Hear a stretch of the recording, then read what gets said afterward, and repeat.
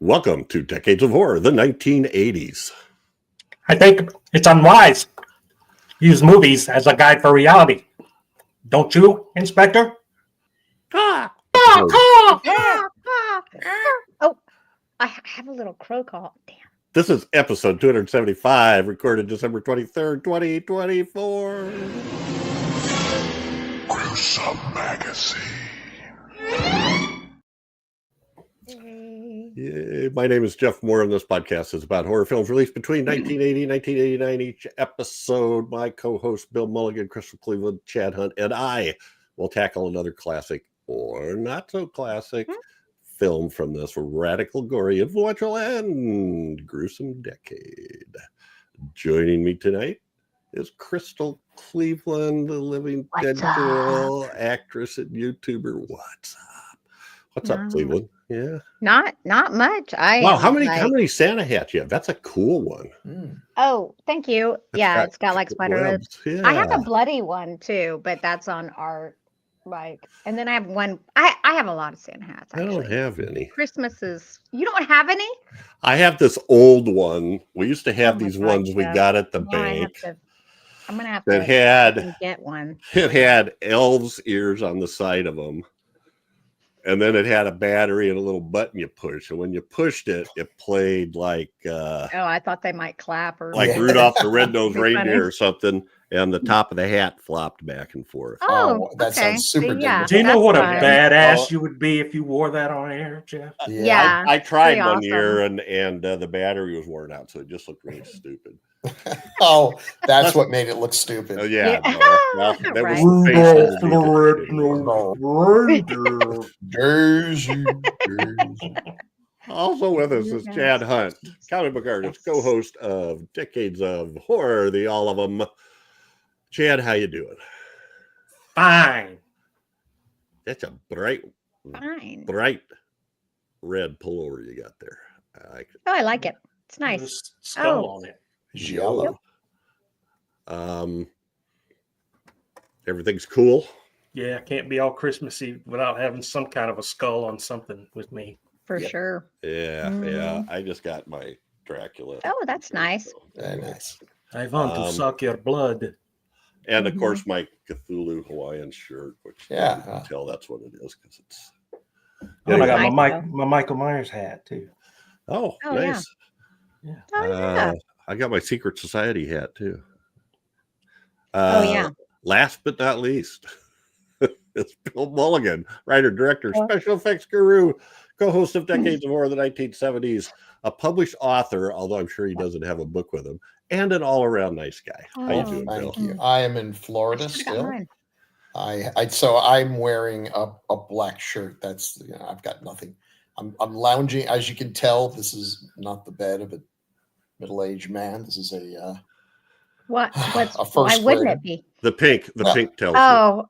And the various stuffed animals and but this is I'd be snuggling up with them. Yeah.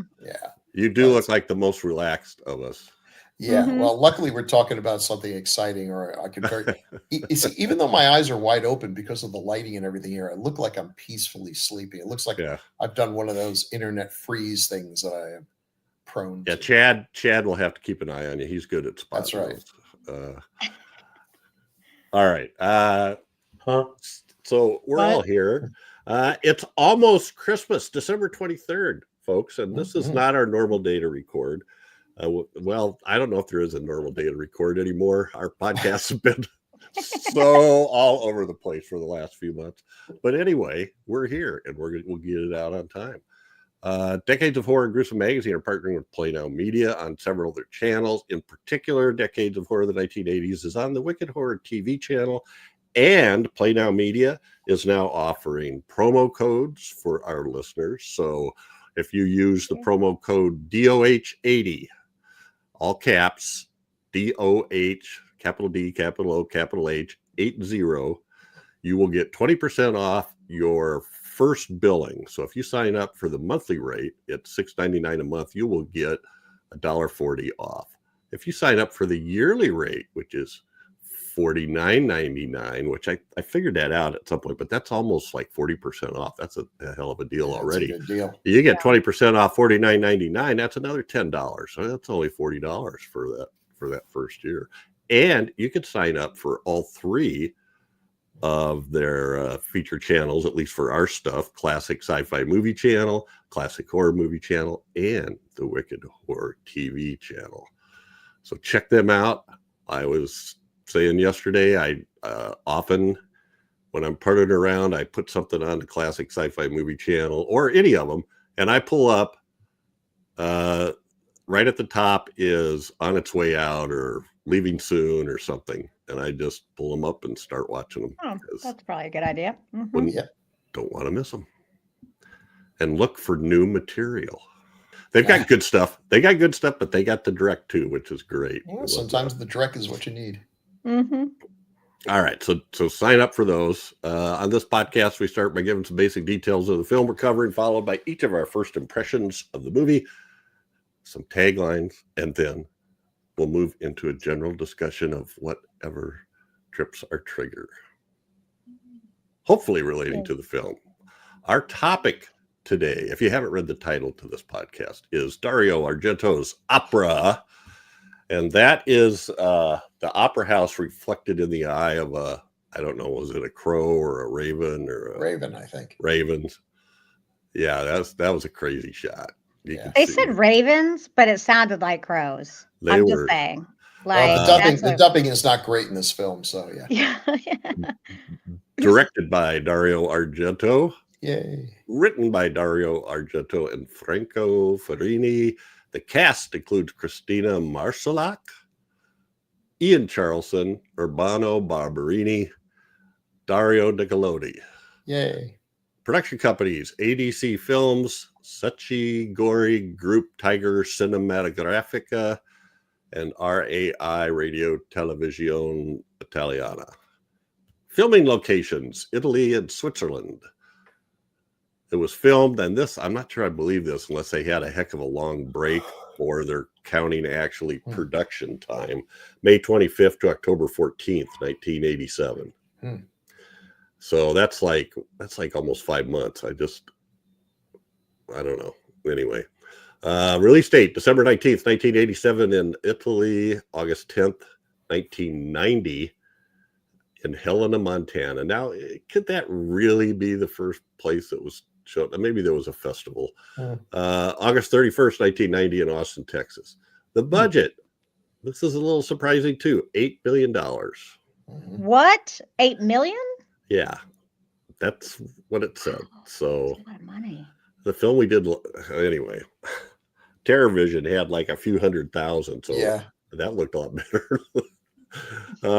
8 million. All right.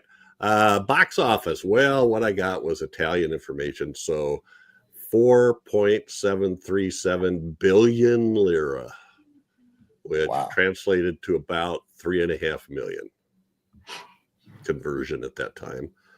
They also said it was like 1,364,000 admissions in Italy, which seems decent. What is that? People who snuck under the tickets? turnstile? I don't know. Which means they would have made like $2.50 a ticket, an admission or something. Maybe the 8 million is lira. I wonder. Maybe. Probably billion. I usually just copy paste that over, but I'll double check it just because it does sound pretty crazy.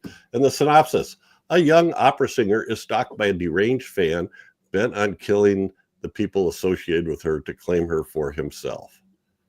And I'll bet he wears gloves. Yeah. Sometimes he even wears 2 pairs of gloves. I thought that was great. All right. Well, this is Bill's pick. So, Bill, what were your first impressions and when did you first see this movie? I saw this. Now, this is after I had become a big Dario Argento fan. And I have been a big Dario Argento fan to the point where my daughter, whose house I'm in right now, when we weren't sure if it was going to be a daughter or a son, among the names that we were bandying about was Dario. So she dodged that bullet. Yeah, but I'm a big Dario Argento fan. I had seen a lot of his stuff. I was looking forward to Opera. Fangoria had it on the cover. It's just got one of the most iconic images from his entire film, repertoire. The needles under the eyes, which is silly as heck. It doesn't really work. She blinks a bunch of times and doesn't get stabbed, but it's a cool image. It's really, really neat. So I was looking forward to seeing it. It did not get released in any theater near me, so I got it on video as soon as it came out. And at the time, it didn't strike me as one of my favorite ones, but in the way I feel about it now is that it's probably his last really good film. And I have to say, saying that, I have not seen all of his subsequent films because I don't know what to say. The creative downs, there was a real decline, and it was rapid and it was fast. And I suspect it may be because this is by far his biggest budget film. And because it didn't exactly set the world on fire, he didn't get the budgets after that. And we'll talk more about things, but I think my feeling now is that although I really like this film still, it shows some of the cracks in Argento's films. They're very stylistic. They've got beautiful cinematography. There's a lot of sizzle. There's not a lot of steak. So things like acting and storyline and logic kind of get thrown out the window. But as long as there's enough sizzle, I'm okay with that. I've always said that Suspiria is like the dopiest movie ever made. It's also one of my all-time top 5 favorite films. But once the budget started getting lower and lower and lower, he couldn't deliver what you needed to make up for the lack of good storyline and dialogue and humans who act like humans and other things that you kind of need if you don't have that beautiful filmmaking that we were able to get. And it also shows up in this film. So I really like it. There's stuff. I mean, I love ravens right off the bat. So this has got ravens up the wazoo. There's a lot of really cool things. It's got a couple of my favorite kills. And so it still holds up, but it's the beginning of the end. And I still hope that maybe one day Argento will pull another great film out, but he's getting it on in years. And I think Sunglasses movie though was excellent. Really? So okay. Yeah, I thought that was decent. Yeah. I will check it out then. I will check it out. But I think, judged on its own, this movie has a lot to offer. It's got some really cool things. It's beautiful looking. And the combination of Argento and opera makes a whole lot of sense. I have to deduct a full point for the music, and that's usually a strong point in Argento film, and this did not work for me. Heavy metal's not my thing. There is a lot of good heavy metal stuff. I don't think it worked in this at all. There's a lot of scenes where it sounds like this is from 1987, but the soundtrack sounds late 70s or something. It just didn't work. But I still give it a thumbs up. Okay. Okay. Well, Crystal, how about you? Okay. So I'm just going to let you know, this is one of my favorite films from Argento. Ooh, like good. I love Suspiria. Obviously, that's usually everyone's top favorite, and it probably is mine. But this is a very close second.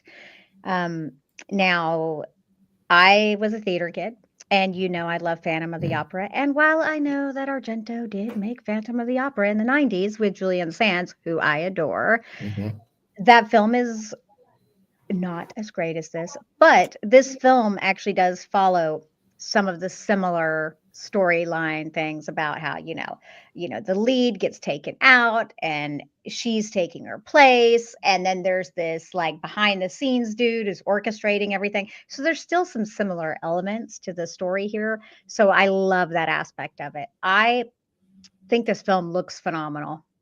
I mean, it's fabulous. All of Dario Argento's films have crap stories and don't make any sense.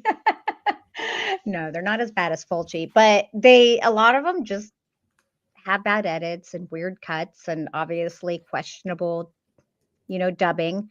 But that's one of the reasons why I love them. It's just kind of the thing. It's kind of, I don't know why it works for him, but it works for him. There is quite a bit of gore in this film and quite a bit of gore that's very good and in your face. And I love that about this film too. I think that the costuming and the wardrobe, I mean, this film, admittedly, now that I know that it cost that much money, I can see it when I look at the film. I didn't really think much about it, but thinking about it now, I'm like, yeah, this was kind of a big production. You could tell it cost some money.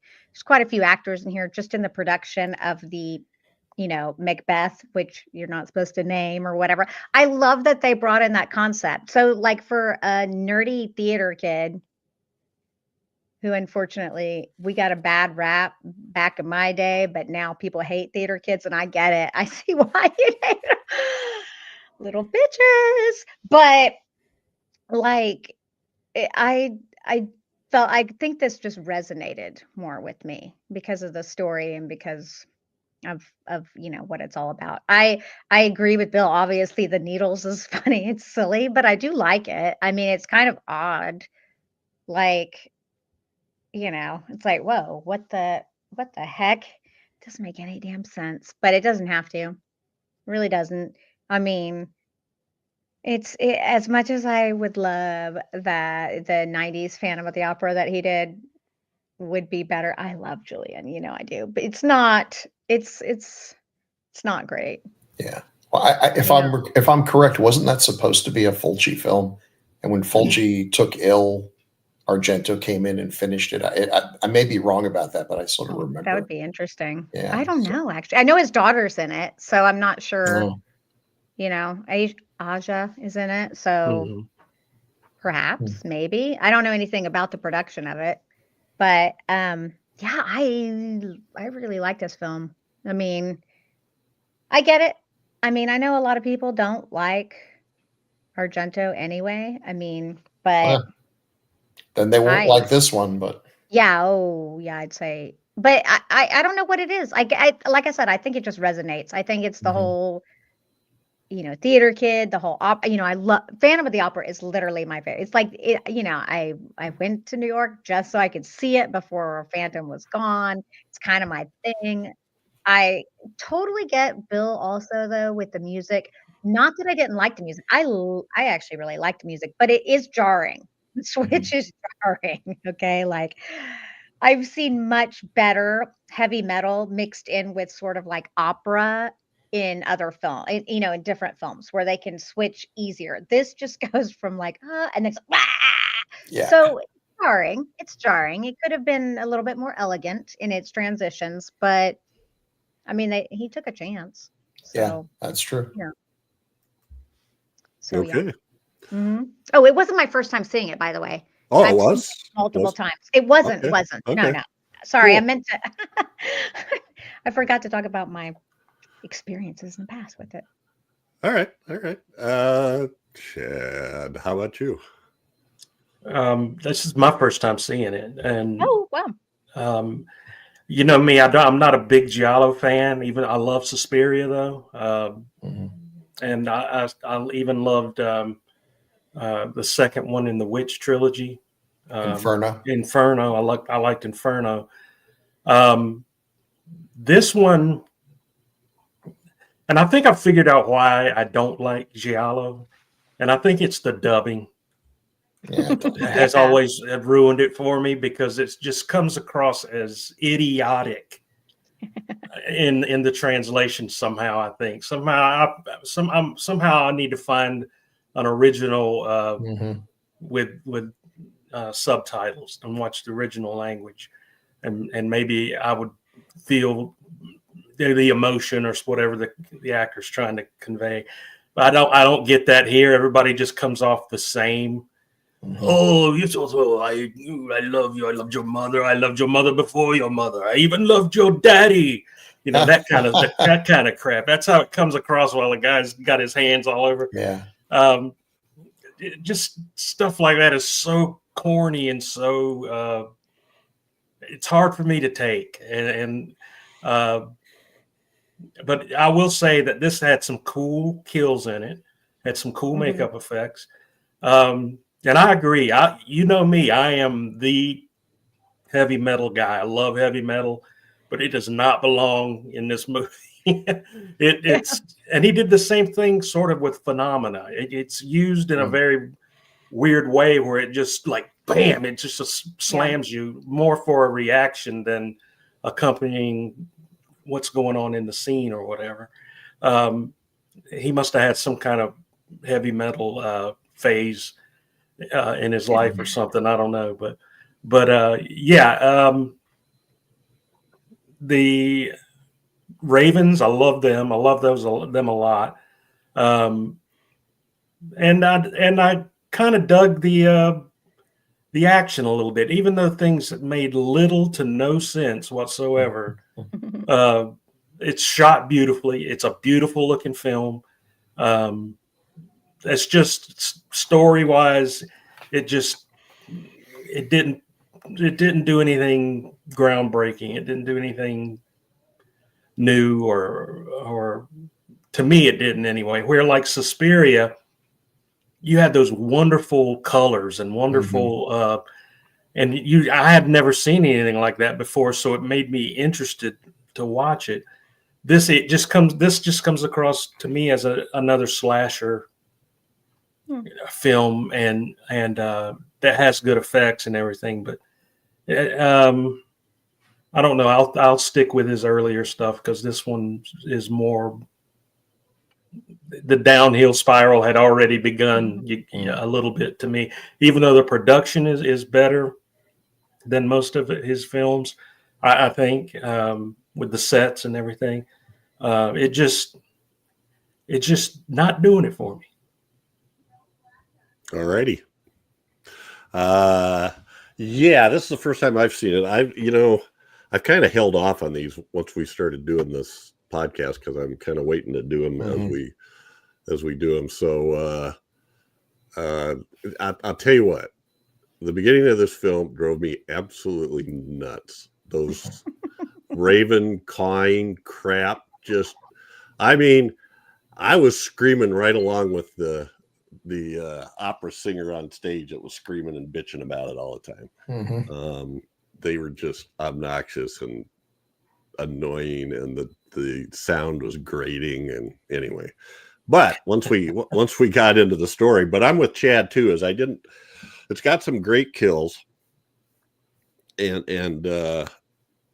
the setting in the opera house is really cool. Yeah, because that was really in the Teatro Regio in Parma. Teatro Regio. Anyway, but I didn't feel like there was anything new here. It's like, here's the guy wearing black gloves. We don't get to see his face. We see other stuff. I like the kills, but I didn't feel like there was anything really, really new about it. And the crows were a big part of it, but it really was hard to deal with in that opening scene. And maybe that was the point. Maybe the opening scene, it was supposed to create this feeling of chaos. Yeah, the chaos, chaotic noise and all that. I think what Crystal was saying, if you're a theater person, that's kind of like the insanity. Oh, the scar's on the wrong side. How the hell does that happen? But yeah, things like that. Well, there was a neat scene where she runs at the last time they run it, and they have a new set. They run her off stage, and there's a person in the background counting. So that she knows when it's time to make her entrance. I thought that was kind of interesting. Not something I would normally think about. Just a quick comment on this. I ran the translator on this, and Wikipedia says the budget was originally 10 billion lira, but was later reduced to 7 billion. Well, 10 billion lira is about 7.5 million. Okay, so it was about. So that was close originally. 7 billion lira is like 5,260,000 in 1987. Now, I also saw something somewhere, and who knows what's true. That single shot, the Raven eye view circling around, which is a great shot. Yeah, I'll yeah. bet. 'Cause I They had wonder a about crane for that. That alone cost $1 billion lira. To set that up and pull that off cost a big ass chunk of the budget. The crane, Yeah. it had to be crane, so that would cost, and to bring it into the Yeah, theater. it was Right. pre-drones, I think. Yeah. pretty much. Yes, absolutely. Or pre-cameras light enough to be on a drone. Well, the other thing is, I'll bet it costs a fair amount of money to shoot in that opera house. Sure. The other thing is, it said that one of the people involved said they started shooting. I can't find it. They started shooting in mid-April, and it was a rigorous 15-week shoot. So that's different from what it said May to October, but still probably 3.5 months. That's a long shoot, and that costs money too. You got to feed those people every day. Well, plus that's a lot. They went to Switzerland to shoot the ending in the mountains, and then skip that.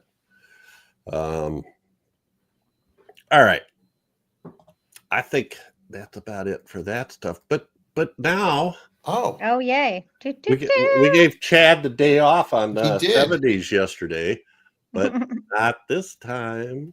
It's now time for Taglines with Chad. Here we go, everybody. And for those of you out there that want my job to read taglines, you better work cheap. That's all I can say. That's right. Taglines are as follows for opera. An aria of terror from the maestro of horror, Dario Argento. Okay. Works in the music. Actual. Yeah. Okay. And this is the same note they put on my Uncle Bill's. Oh, no. When they let him out of the hospital. Obsession, murder, madness. Yep. Okay. That's when they set him out of the hospital. Okay. Yeah, when he left, that was the note they stuck on his back as he was going out the door. A star is born tonight. Will she live to see tomorrow? Oh, okay. This last one is great. Trust me. The last note. Get it? It's an opera. Is a real killer. Oh. Or they could be talking about the one on Uncle Bill's back. Come on. I thought that was good.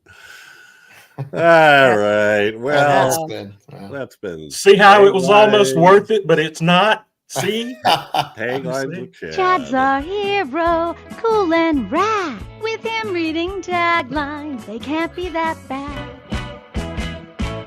See, that's the best part of the whole smear, right? No, I have to kind of go. It's really not. You got to dance. You got to go with it. It's great. It's infectious.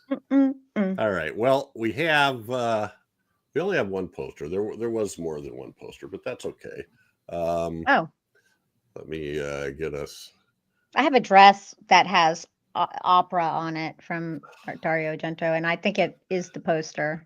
Well, there's this one. There's That's more it. than one. Mm-hmm. Okay. Yep. We got the eyes at the top with the little pin. I don't know what you call that. Pin tape. I do have to say, who thinks of that? I know. I don't. Dario had said that he made jokes that he didn't like when someone looked away. Right. And so he wanted to pin their eyes open or whatever. Yeah. So he actually, maybe he was just joking, but he was thinking about having something like this where he would pass out these things and you put them under your eyes. It's like, wow, if William Castle just lost his mind, that would be. If he ever saw Clockwork Orange. Right, right. I don't love this poster, although it's got the eye thing, and that is definitely the identifying element. It's just it doesn't quite. I kind of like it. Kind of wild. Mm-hmm. I mean, it ties in the opera house and it's got the eye thing. So I don't know. Because one problem, if you're marketing a movie like this, is like, boy, opera. That's like kryptonite to most Americans. So you need to definitely need to establish the eyes there. That I was thinking about that while I was watching this. I was thinking I should watch more opera, and then I thought, I do wonder is it a different experience watching this movie if you can actually understand the lyrics to the opera, because there's some pretty long stretches where she's singing. Now, I love the subtitles. Singing in a foreign language. Well, okay, can someone explain to me why they dubbed the American actors? What is the deal with that? Like, why? I'm assuming that they don't need the audio equipment there. It's the only thing I can think of. Because it's just weird. They probably did their own voices in dubbing. Their own voices, the Americans did. I don't know if they did. One of them was not. Yeah, it didn't sound like it. It sounded horribly. Dubbed. One of them actually said he was really ticked off when they dubbed him, and he said, "I guess I was being kind of naive. I should have realized when I didn't see a boom mic that."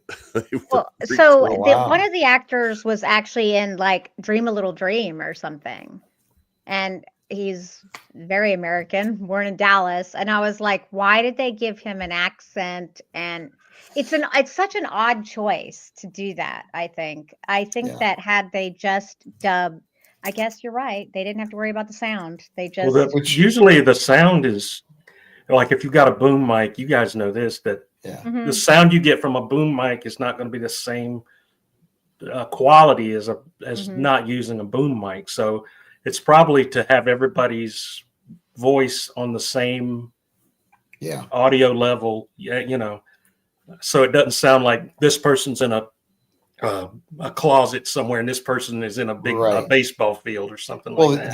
The other thing, as we all know from having worked on it, it's really difficult when you have a boom mic to keep the damn thing from getting into the camera view.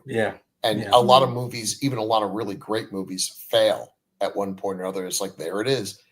Now, add to that the fact that you've got a cinematographer that is snaking around and doing all kinds of camera movement. That would have been a flipping nightmare.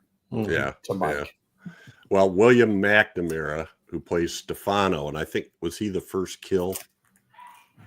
Was he the guy that maybe she was with back after? That's him. That's the Dream a Little Dream dude. Okay. Yeah, he's the one that said his lines are dubbed by an English actor. He was that's why I said, why'd they give him an accent? But like, it's weird. And let me tell you though, it fucks up excuse my language. Oops, I didn't mean it really ruins your performance though. I will tell you, like a sound and the way things are said. Like, look, as an actor, I can actually just listen to something and I can go, God, that's bad acting, just by hearing it, not even looking at it. And so, like, for someone to put all this into a performance and then for them to just dub it over with someone else is crazy. Well, and that's one thing people say. There's been a lot of criticism of the movie that the acting is not great, and I would say, how can you tell?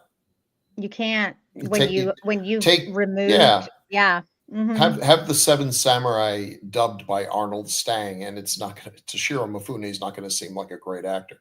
It's hard to tell. It's wild.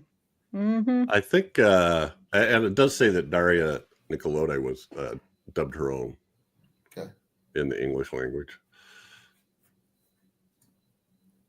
All right. So I understand dubbing, but I hate it. Yeah. Well, it's strange. And my first experience growing up with dubbing was with the spaghetti westerns, and I loved those. When I first heard them, I thought, "Oh, this is crap." But then it was sort of like that's the only way I knew these guys. Clint Eastwood and them, they seemed okay. So it was just the Italian and Spanish actors that were put in as the other cowboys in a lot of it. Mine was Godzilla, and I would watch those, and I would see these characters talking, and they would, and the American dubbing of it, they would have to stretch it out to match the American words, and they would, at the end, they'd have stuff like, "I'm going to get gasoline in my car." And they would, they would stretch it out like that. And Yes. I remember as a That's awesome. 10-year-old kid, like, what the hell was that? They seem like, and I don't know. I wish somebody would, if we do have people that are familiar with this, that they would say something. But it seems like a fairly big percentage of the lines in a Japanese movie are shouted. Like Yeah. they're always arguing or yelling about something. Or if you're watching a Chinese kung fu movie, the phrase, 2-word phrase, but still comes up a lot. So I don't know if there's a common But I word. think that's the people dubbing it that Yeah. are the ones. Because, I mean, when you watch the actor, they're like chill AF. They're like, well, we've it's like, bah, bah, bah, bah. But they're we've like, talked about that. There's a bunch of Mhm. ways you can. I would rather, and we talk about this all the time. I'd rather hear the original language Yeah, me recording too. and With have subtitles. the translation, because then the subtitles, even if the subtitles are kind of lame, it doesn't bother me as much because I'm hearing the tone and seeing Mhm. the acting and everything. But then they also do the ones where the people are saying the English phonetically, Mm. and then they just so that the dubbing would look better. Mhm. Yeah. But that doesn't always work. And then there's the ones that they make the translation try to match the lips movements, which is really the worst. You get weird phrasing. Yeah. But anyway, all right. Well, Argento in the 80s. Well, In the there's a late lot 80s. I mean, it's more this than movie, Inferno, and Creepers. And again, I'd say this is the last of the great. His greatest stuff was in the 70s for sure. So that's not. I'm going to ask a really dumb question. That's Creepers is not Phenomena. Oh, it is. It's the same movie. It is. It's Yeah. Okay. And there's a little bit of How a many callback names to does it. that movie have? Like, Oh, Well, I was looking at this I'm watching this and thinking, I'll bet he wanted Jennifer Connelly for this part. And it turns out he did. Because she looked just like him. And you can see of the 3 films here, Inferno, Creepers, and Opera, only Phenomena, Creepers, got really any kind of release. And that was like his last successful, I think, release in American theaters. Inferno's a good film, but it just didn't. It wasn't quite as over the top as Suspiria, and just didn't quite get it. And Opera, I guess they just didn't think it was going to be worth releasing. I don't know why. So I don't know. Apparently they wanted Vanessa Redgrave to play the Daria Nicolodi part too, or that was who was originally signed for it. And I didn't quite follow this. I thought I read something that said that she was there and got paid, but was never called to the set, and then left. what? That's weird. See, I've heard a couple of different things. One is exactly what you're saying there, that she was going to play the Daria Nicolodi, and then the other is that she was supposed to play the original diva, who we never actually see, the one who gets run over by the car or whatever. And maybe that role was rewritten or something. I don't know. There may have been some changes. Well, which was hilarious that you never saw her face. You just saw her broken leg and everything. Mm-hmm. Well, no, that was the same part as. Isn't that the same part that Daria Nicolodi had? No, she's like the agent of. Okay. Oh yeah. Because it says the role was reduced to a minor one. She was hired for a week of work, but exited the film with full salary, having never once been called to the set. That would be awesome, though. Yeah, that's a sweet gig. Yeah, I'll be an actor any day for that. I know. It's Get gigs like that all the time. I gotta say, I did not pick the most flattering picture of Dario, but that's how he looks It's now. not a bad photo of him, though. He looked a lot that younger. Actually, I kind of like that. him. He always looks kind of. He's scary looking. When he's got those weird bangs and the long hair, it just looks. I'm sure it was a European look, but it looks strange to me. Another case where his daughter got all of her beauty genes from mom. Clearly, somewhere. The Klaus Kinski syndrome, I call it. So this is the lead, and I don't know if I'm saying her name right. Cristina Marsillach. Yeah. Okay. Yeah. Sure. I thought she was fine. Yeah, I did too. She was great. she plays. Look how scared she looks on the bottom there. She plays scared. She looked good singing. I don't know if her voice is anything like that, but looked like she was really belting it out. She had that theatrical. There's some really good images of her in that great costume and everything. It's just that, when people say, "Oh, she's a bad actress," because look at what she's doing. That's what she was written to do. Nobody here I'm like, is has acting. anyone I know. watched a freaking Argento film before? I've seen some bad acting. I think the acting in this was phenomenal. Personally, like I think I had they no did a problem great with it, job. really. Mhm. Yeah, I mean, but maybe it's just because I am looking past the dubbing. Now, if you're looking So- at should a person do the things that these characters do? No, but then we wouldn't have That's much of a movie. writing. This is a Mhm. giallo movie, and I Yep. think here's another thing about giallo, and this movie in particular, I think some people may object to. If you're watching a movie that seems to be a mystery, okay, who is this person that is tormenting this girl? Why is he doing the things that he does? What's his motivation? These are all questions that in most mysteries, we, the audience, are trying to figure out. And if we're clever, maybe we pick up on the clues and we figure it out. And this movie, none of that makes any sense whatsoever. When they finally reveal who it is, you might have already figured it I out just love because it. they're like the only person left. But there's no reason for them to be a killer. Their motivation is weird, and there's no way Love. that we could have deduced it from anything that was put out there. Real love. No, not only that, the guy shows up at the beginning, and then we never really see him again. Right.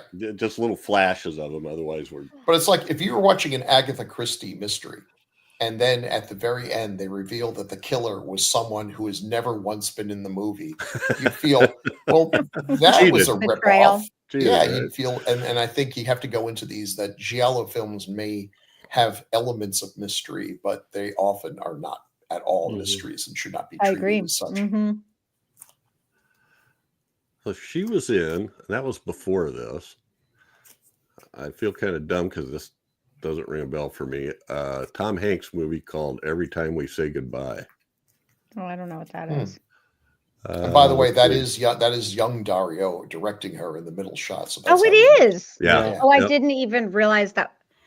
You can tell by the dark, caved-in eyes. Yes, he is gaunt. He is, He looked better as he got older. I'm just saying. I think so. Human as he got older, When I used to say Goblin scored his movies, I thought he was the only member of Goblin, and he was scoring his own films.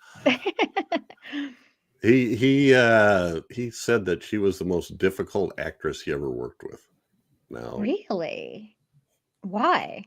I don't because know. usually he works with his daughter or ex-wife, so I don't know. She might have been old enough that she didn't. She was like 24. I'm a star. Jennifer Connelly was pretty well old enough to say, "No, I'm not doing that," or I don't know. I have no idea. In this next scene, I'll need you to show your boobies. No. Nope. Did not happen. She's so difficult to work with. She won't even show her boobies. We don't know that. We don't know that. So defenders of could we use needles that are actually like blunt on the end? No. Yeah. We're gonna have a close-up. We must have blood dripping down. And I don't care what you say. That had to be uncomfortable. Oh yeah. Oh yeah, for sure. It just would not actually stop her from closing her eyes, which is the premise. But I'm okay with that. I'm not trying to be pedantic. It's a cool image. It's a very cinematic image. It's one of those things that if you're in a film studies class, you have to write about Argento. There's a lot of cool metaphors and ideas. The whole idea of a horror film that you can't look away from. That's really cool. She does look like she's miserable with him. Look at her. She's like, she's like, oh my God, this is please, Jeff, tell me you're wrong that we shot this for 5 months. Yeah. 15-week shoot, apparently. But I thought, she's as are a lot of young, very fetching female lead. And she's beautiful. I think she does a good job. I mean, you can see how she could be an object of some obsessive kook's obsessions. Totally. Yes. All that running across a mountain too, maybe. Anyway. Maybe you guys can answer this question. Here we go. I know where this is going. Do you? I think. Okay. she just got done being chased down by this one-eyed psychopath through these fields of the Swiss Alps or whatever. Yeah, the hills are alive. They catch him. And they catch him, haul him away, and she starts crawling around looking for bugs. Yeah, and that's how the movie ends. Was that metaphor for something, or was she going cuckoo? I think my impression is that she was going cuckoo for Cocoa Puffs. Okay. That this was the equivalent of a Lovecraft film where we end with the person laughing maniacally because their brain is cracked. But it may just have been that this was him showing her freedom, that now she was free and she let the lizard go. And, it was exactly what it was said to be. I don't know. It just seemed it was a very odd ending. Well, kind of put me off a bit.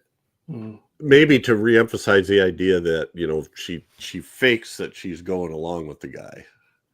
Because she said she saw the dogs running through the woods. Well, she does this 180 degrees and says, "I'm just like my mother. Come on, we must go. We must escape." Blah blah blah. I'll go with you.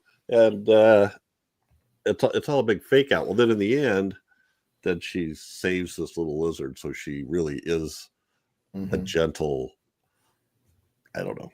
I mean, I'll give it credit. I'm glad they didn't go with the obvious thing of making us wonder, is she like her mother? Because I really I don't like those. Yeah. You're a kid who was, without realizing it, your parents were complete lunatics, and therefore the evil gene somehow gets passed on to you. She really didn't want to have much to do with those policemen, though, that showed up. They almost look kind of. They run right up to her and start talking to her, and she just kind of ignores them, except to say, "Yeah, I knew you were here. I saw your dogs in the forest. Excuse me, I have to go rescue a lizard from grass." As we've said many times, cops in a giallo film are the most useless humans in the history of the universe.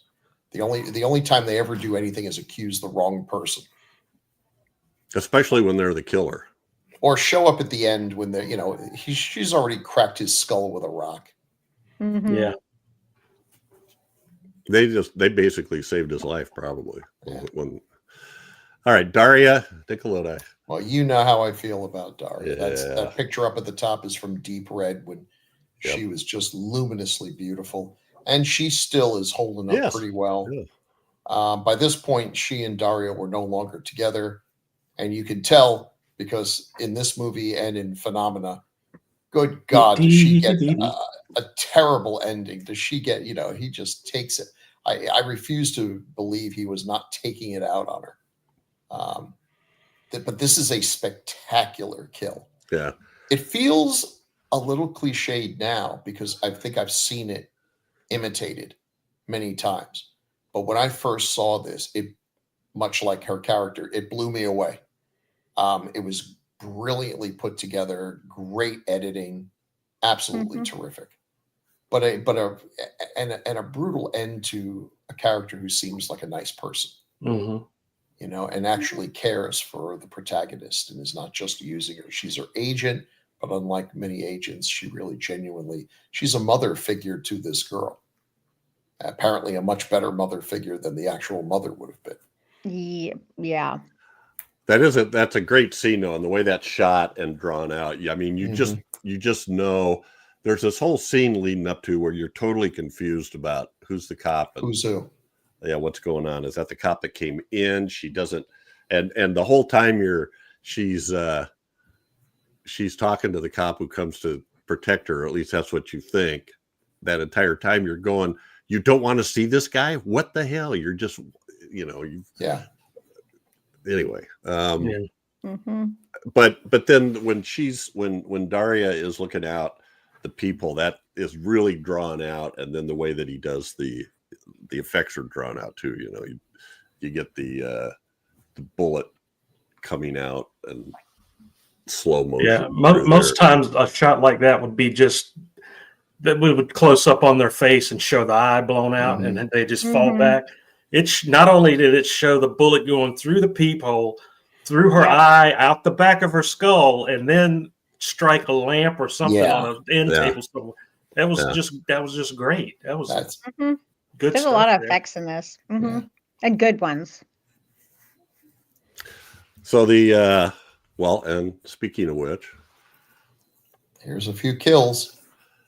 Is that? So that was crazy. Yeah. What was he doing? Now this is the double glove. That center picture. He had like latex gloves over his black leather gloves. Well, that's probably because they were sticking. Probably because they were sticking his fingers in her mouth. Yeah. And I mean, it would be really gross to take these gloves that have been everywhere and touched everything and put them in someone's mouth. So they probably got clean latex gloves. I'm sorry, but that's disgusting, Jeff. Yeah. Like, no one wants those nasty fucking leather gloves that are porous, mind you, because all leather is.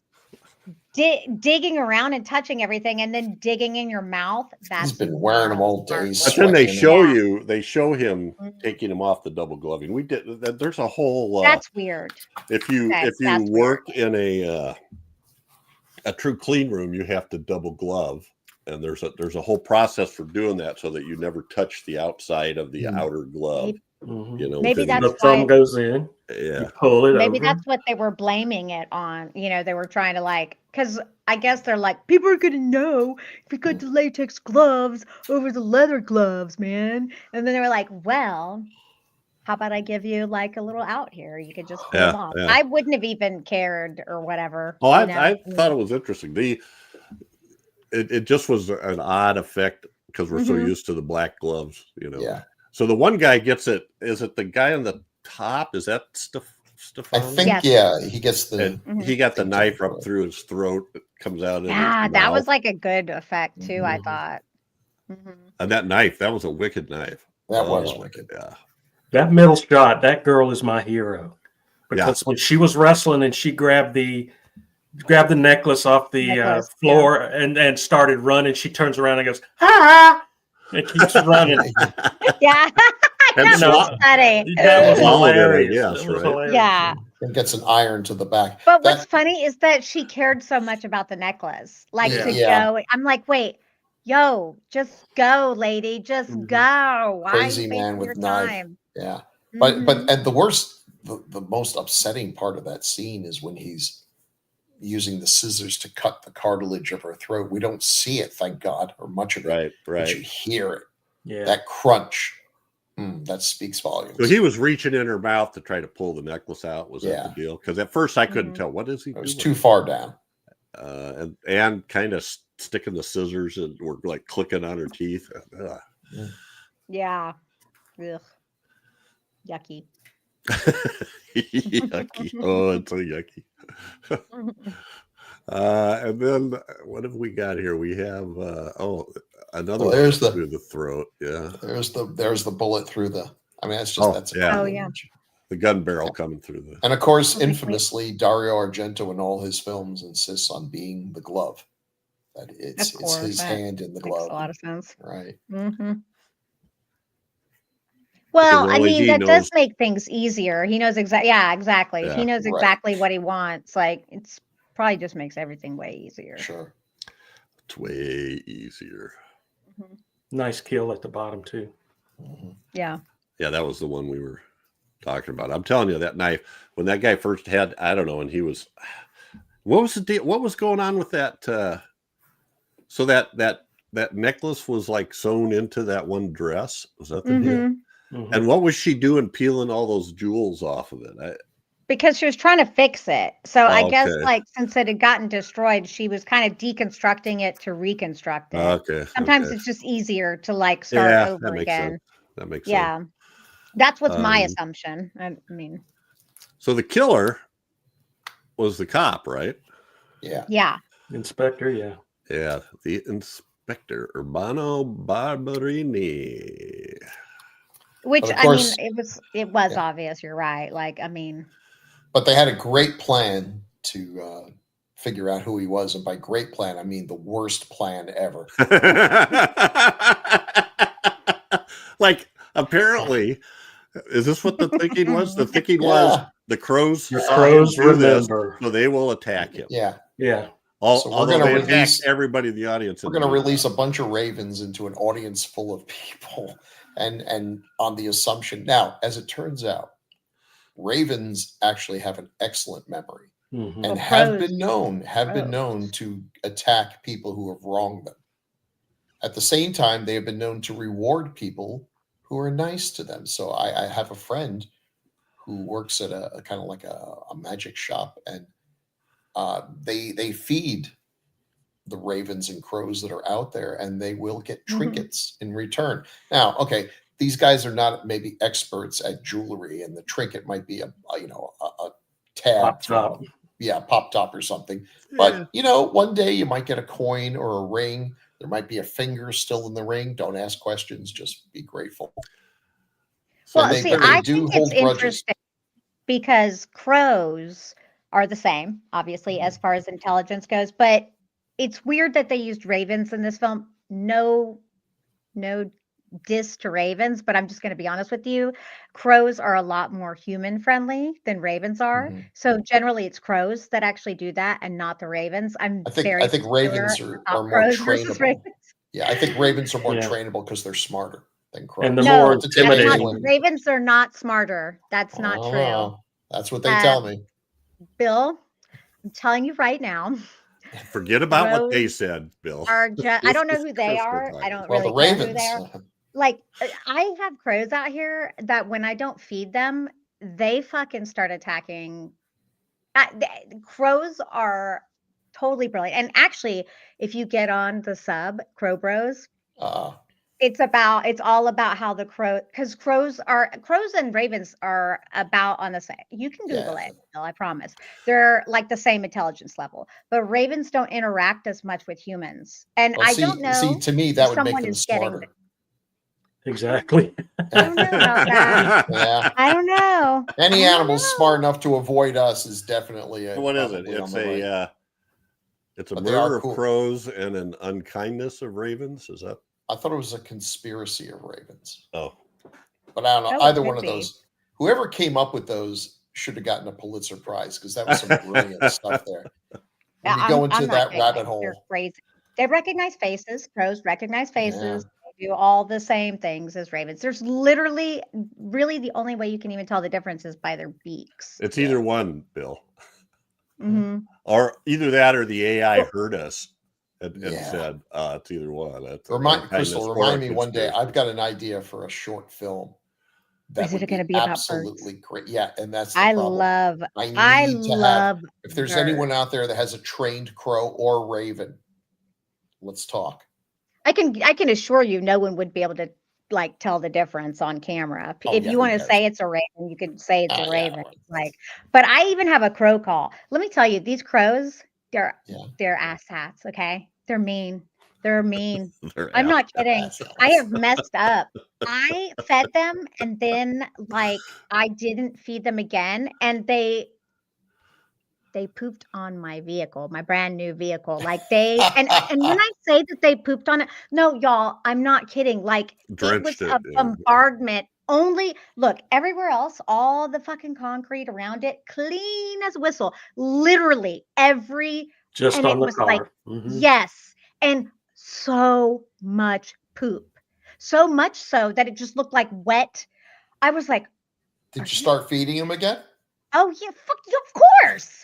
They bully you into doing what you want, but I used to like throw out nuts and like sunflower seeds and stuff like that. And I mean, too much has been happening. So I do try to make sure. Now, we also had a falcon out here and they chased that falcon away, like lickety split, thankfully, because I've got a little dog. But they're that smart. I totally think I watched them attack this falcon and chase it away.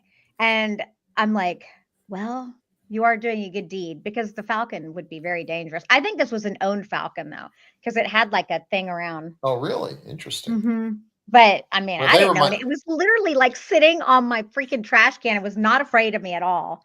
I pulled up in the car and I got out and I'm just like, we're just staring at each other. This falcon was looking me dead in the whites of my eyes. And I was like, are you okay? I mean, and then the crows just came after. I mean, they like, they're awesome. They're well, so they were definitely crazy. my favorite part of the film. And just the coolest thing about them, an animal that when it blinks, its eyes go white. Oh, okay, that's like, dang. They're so cool. They are so clever and so cool, but they are mean. So the killer, oh yeah, the killer, Urbano Barberini, Barberini, was in Demons, and starred in Gore.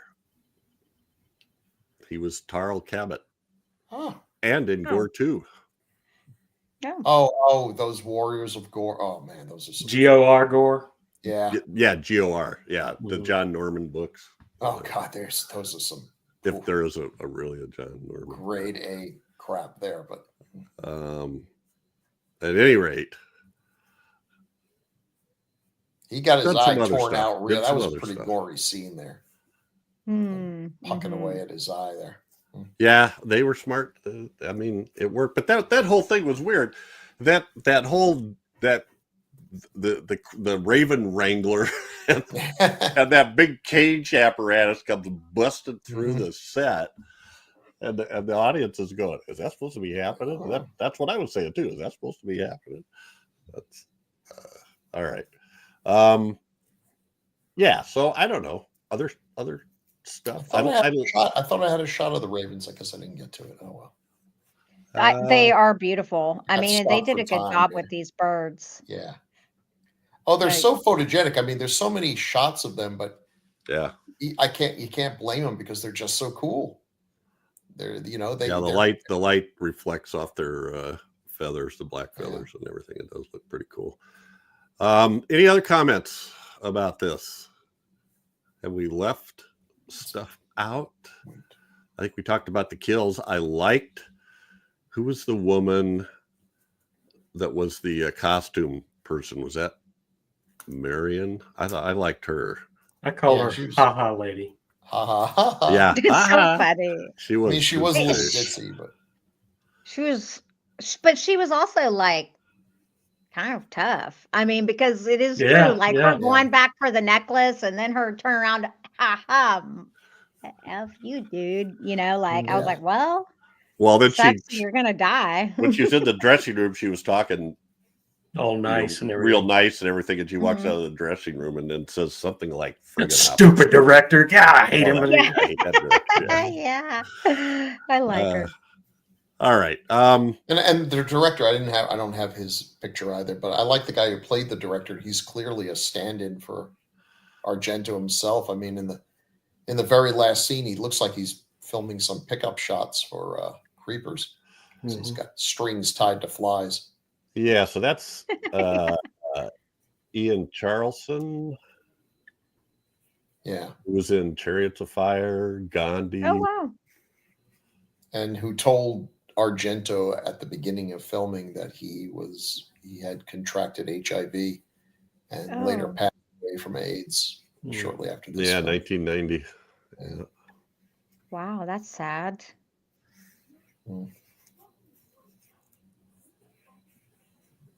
I've seen some people say that there were some allegories to AIDS in this film, but I don't know where that is. I don't see it. I think a lot of films from that time, they say that, and certainly it was on everybody's mind. But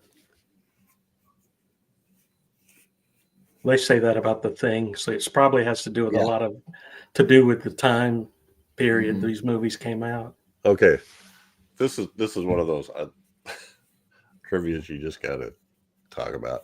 Sir Ian McKellen said that Charleson played Hamlet so well it was as if he had rehearsed the role all his life. Charleson had taken over the role at very short notice after Daniel Day-Lewis suddenly walked out of the production after claiming he had a disturbing supernatural experience on stage where he saw the ghost of his dead father. Oh, that's fun. It is. I like that. That's creepy. And they said that death was cursed. Yeah. Wow. Well, as an actor, I would never do Macbeth. I'm just saying. I don't even Interesting. believe in curses, but no, it is like it is very well known to the whole production. I think I don't know, it's kind of weird. I'm just saying.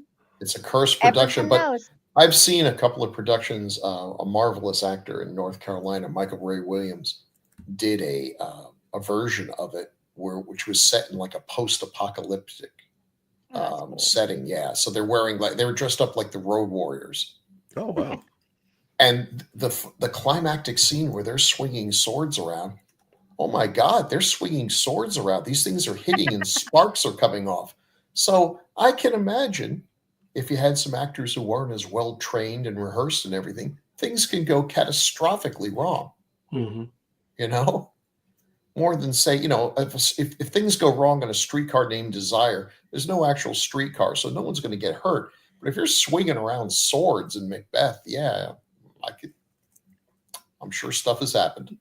You do know, Jeff, of course, that you're not even, if you mention the name of it in a theater, you're not even supposed to say the name of it. Scottish That's play. how it is, like super Macbeth. Yeah, in the theater, obviously. Oh, those in the those theater. Well, when I go kids get real hostile. Does a movie theater count? No, because they don't do live. Well, maybe they do Rocky Horror Picture Show. They might do live productions, but when I go to Nosferatu, I'll just shout it out a few times. Yeah. We watched. God, we're just as the episode of side stories, and then we'll get to the feedback here. So every Christmas, I watch this one episode of Tales from the Dark Side called Seasons of Belief, which is from a story written by Michael Bishop that I first read in his Arkham House collection. It stars E.G. Marshall, and it's about the Grither. Does that ring a bell? If you've seen it, you'll remember the Grither. The Grither is some creature in the North Pole that you're not supposed to say his name, or it wakes him up, and then he starts on his way for you, And at some point, the father tells the story, and the little kid is like thinking it's a bunch of baloney, so he just starts going Grither, Grither, Grither, and anyway, doesn't end well for the parents. That's funny, actually. And I think it was I believe the screenplay was written by Michael McDowell, who did Beetlejuice and a bunch of pretty good horror novels and stuff. So anyway, hey, can I just mention one thing? I don't know where it is anymore, but there was an interactive play, I guess is the best way to call it, a theater experience in New York City called Sleep No More. Hard to describe. I think you told us about it. Did I? It was. My daughter took me last year. I don't know that it's there now. But it may be coming back. If you ever get a chance to see it, it's very loosely based on Macbeth. Absolutely amazing experience. One of the best horror experiences I've ever had. That's cool. Yeah, Sleep No More it was called. Just excellent. Yeah. So Macbeth, boy, there's a story that really, or the Scottish play, let us say that story has really resonated through centuries. It's amazing. Well, they keep coming up with ways to tell it. We pretty much quit talking about Dario. Oh yeah, yes, we did. A while ago. So check out Opera. It's currently on Shudder. I know for one, so y'all can check it out there. We do have some feedback though. All righty. So let's move on down to the feedback. Well, this one has Crystal's name all over it. Let's. Oh, great. Okay. Episode 205. So let's see how Jeff thinks of me. Nudity. Talk of lesbians in a park. That's my personal favorite. Man-on-man kissing with Picard, the bitch. Voyeurism, masochism, coitus while floating up into space. To be you freak. Mm-hmm. Yeah, Toby. To be. I think it's Toby Hooper, yeah. Or not to be. I am Toby, a freaking idiot. To Well, be. I love that one. Toby. To be or Toby to be. Easy to think. Yeah. Emulous. Emulous says. I thought his name was Lifeway. Tobe for the longest time. I did too. Hooper. I was like, oh, they forgot a space there. Yeah. That's what I usually Typo. edit in my brain. But I mean, come on, it really does have. Yes. Yeah. Well, Life Force is one of the greatest films. Cocaine ever is a made. hell of a drug. Yeah. And I love traditional vampire films, but I don't know. I love that film. God, that was a long time ago. Yeah. Mm-hmm. Still ahead of its time. Mm-hmm. Okay, so next up is Terror Vision that was just released today. Yay! And we have one from Jose. Hey, Who wants that one? I'll take it. Okay. Our friend Jose says, this one. I blind bought the Blu-ray, which is a double feature with a film called The Video Dead a few years back, and it's a blast. Is there any other horror film that's this 80s? No. Well, possibly, but this one is on the list. It's bonkers and super dumb, but man, does it satisfy the craving for such a film. Totally agree. I think does. they actually still sell that double feature because I was like looking on Amazon. I think I saw it because I was thinking about buying it. I was like, man, I really do like Terror Vision. It's worth purchasing. Mm-hmm. Yeah. And one more on Terror Vision, Chad. Okay. Ben Dobson 9998 says, great episode, peeps. Really had fun watching this one. Terror Vision is such a hidden gem on a lot of levels. Thanks for the video, and I hope you all have a great Christmas. Thanks, Ben. You too. Yeah, same to all the Grue believers. So thanks, Emulous again. I love Emulous. He does the short, sweet. He does good one-liners. You know, like the Rodney Dangerfield of horror. I think. Yeah. You know. And Jose too. Yeah, I did check that too, Crystal. It's still available. I think I bought it when we kept talking about it, thinking it might go out of print. But yeah, that's what I'm concerned about because I was like, after we watched it, I was like, I really do like this, so I might want to buy it. It just seems like it'd be one that'd be hard to find at a point, you know. You may or may not be surprised at how many Blu-rays I buy on the out of print sales, thinking sooner or later they'll be streaming and then we can cover it. I would not be surprised how many you purchase. You wouldn't be surprised. There's nothing that God there's Monster no of Indian Flats is one I thought we'd never see anywhere, but it's on a lot of streaming services now. Yeah. I bought the Blu-ray too. Of course, of course we know, Jeff. Yeah. It goes without saying. Yeah, obviously. It's the only way to know what the God Monster actually looks like.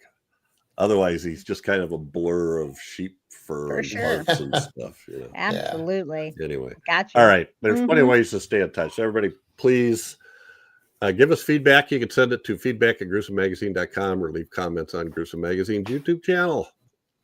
We appreciate that. Also, let us know, hey, if you guys have subscribed to any of the Play Now Media services, let us know. Also, you could be Patreons. You could for a small monthly fee, and what you get for that is Decades of Horror episodes, usually the day after we record them, sometimes 2 days, but usually one day after we record them. And it's normally, the normal schedule is like 12 days to 2 weeks before they go live. This one will actually be longer because we're recording it a couple of days early because for some reason, I don't know, we didn't want to record on Christmas. Yeah. Anyway.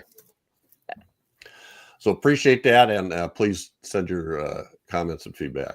That's it for this episode, but every 2 weeks we'll be focusing on a specific film released between 1980 and 1989. Next up is one chosen by Crystal. What did you pick, Crystal? Dead and Buried. Nice. Yes. Yay. Not James Franciscus. What's the guy's name? It's on Prime. 1981. James Franciscus was in Wanji. James. I don't know. Ferrentino. Yeah. Ferrantino, yeah. It's so much better. Yeah, so much And better. Albert, what's his name from Chico and the Man? Chico and the Man, yeah. Yeah. Although there's a lot of good character actors in that movie, and some pretty good effects too. And a great ending. This was done before, but none of us were on that episode. It was episode 86 with Thomas Mariani, Doc Rotten, Christopher G. Moore, and the Black Saint guested on that one. Oh, it's been long enough. We can do that. Go check that one out. Well, it was over 7 years ago. It was August 2017. So Hmm. Who directed that? Tubby Hooper? Oh God, Toby! I don't know why I was no brainer there. Obviously, to be or not to be Hooper. You His freak. name's not Toby anymore. It's Tubby. Tubby Hopper. Toby, you freak. Because now, from now on, I'm going to call him Tubby. I've said his name so many times at Dragon Con. How many times did we say his name, Bill? I don't know. I mean, I don't. You can, Look, hey, y'all. Crystal, you know how it is. You could say something 1,000 times correctly, but if you say it incorrectly just once, Oh, I know. That's all that matters. that goes on Jack, your tombstone. You're dead to everyone. Jack Albertson and Jack Albertson. Robert Englund is also in there. Yeah. So that will be fun. Yeah. And I think Crystal said it's on. Is it on Amazon? I think it's on Prime. Yeah. Mm-hmm. So check that out, and we'll be back here again in 2 weeks to do that one. Oh, it's on lots of stuff: Prime, Peacock, Tubi, Pluto TV, and I haven't checked the Plano Media stuff. It may be there as well. All right. I guess that's it for this episode. Everybody have a Merry Christmas, or by the time you hear this, hope you had a Merry Christmas, and Happy New Year.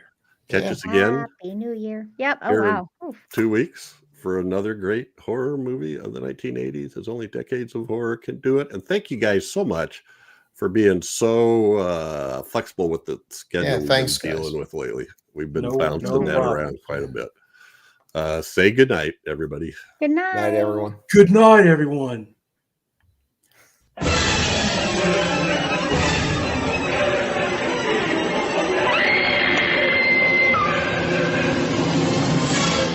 Gruesome Magazine.